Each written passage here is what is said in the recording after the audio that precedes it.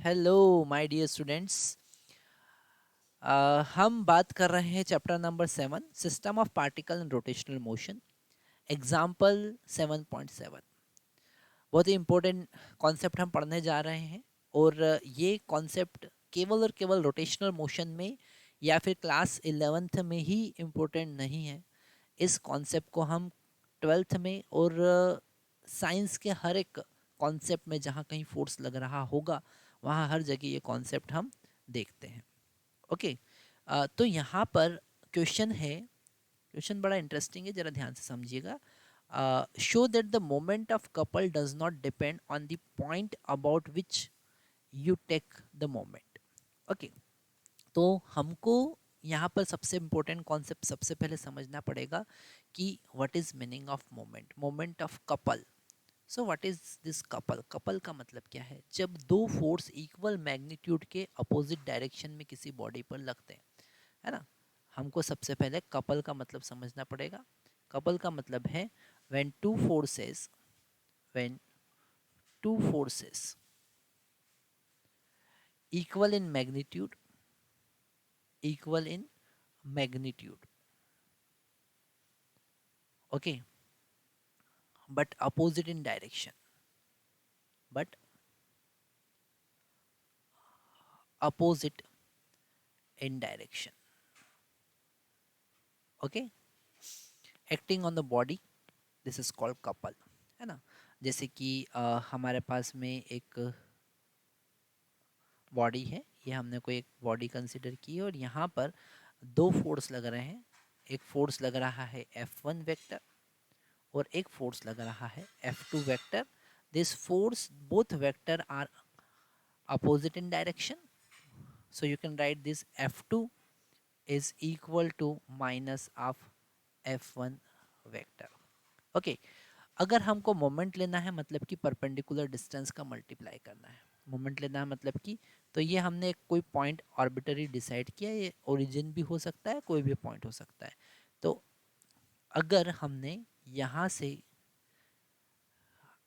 इसका position vector R1 define किया और यहाँ से इस पॉइंट का पोजीशन वेक्टर R2 डिफाइन किया, है ना।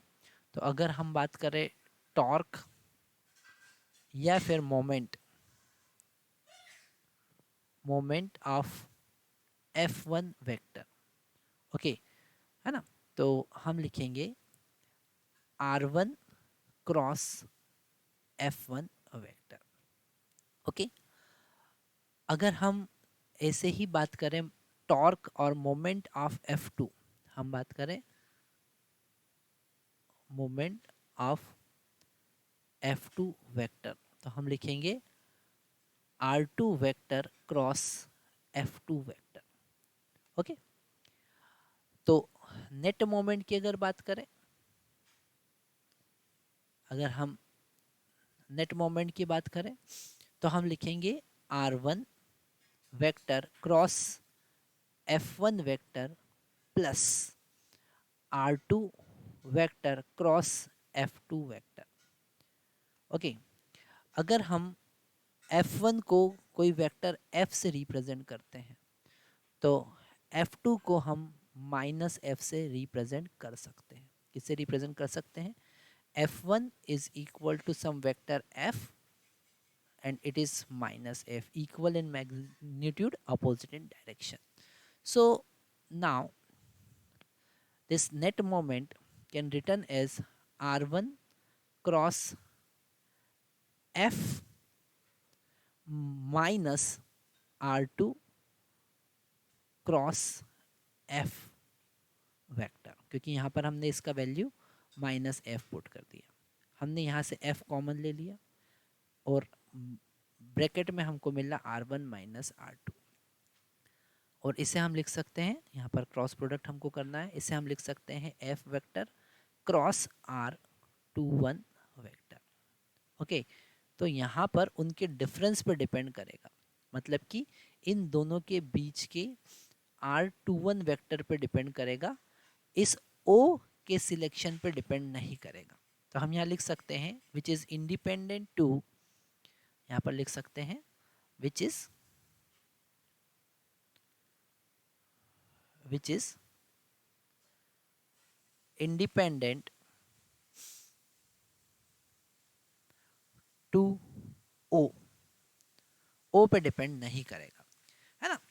अगर हम मोमेंट की बात करें तो किस पॉइंट के अबाउट मोमेंट ले रहे हैं उस पॉइंट पे डिपेंड नहीं करता। अगर हम कपल की बात करें वो डिपेंड करेगा उस फोर्स के मैग्नीट्यूड पे और उन दोनों फोर्स के परपेंडिकुलर डिस्टेंस पे, equal in magnitude, opposite in direction.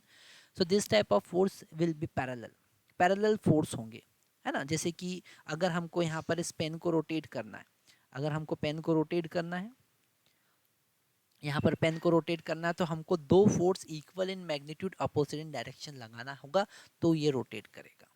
तो किस पॉइंट के अबाउट हम मोमेंट कैलकुलेट कर रहे हैं उस पर डिपेंड नहीं करेगा। That is the concept of this question.